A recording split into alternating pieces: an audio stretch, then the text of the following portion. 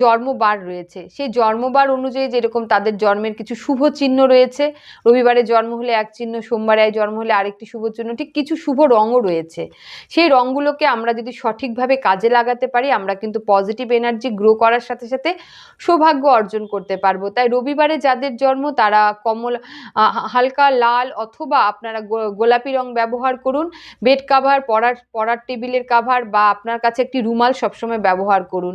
সোমবারে যাদের জন্ম তারা সাদা রঙের যে কোনো জিনিস ব্যবহার করুন, সাদা রঙের বস্ত্র, বিশেষ করে পকেটে একটি সাদা রুমাল রাখুন। মঙ্গলবারে যাদের জন্ম তারা লাল রং বা অরেঞ্জ কালার ব্যবহার করতে পারেন, এই কাপড় এবং সঙ্গে একটি রুমাল ব্যবহার করতে পারেন। বুধবারে যাদের জন্ম তারা সবুজ রং ব্যবহার করতে পারেন, সবুজ রঙের রুমাল সবসময় নিজের কাছে রাখুন। বৃহস্পতিবারে জন্ম হলে হলুদ কালার বা অরেঞ্জ কালার ব্যবহার করুন। শুক্রবারে জন্ম হলে ক্রিম কালার ব্যবহার করুন। শনিবারে জন্ম হলে ব্লু কালার আপনারা ব্যবহার করুন।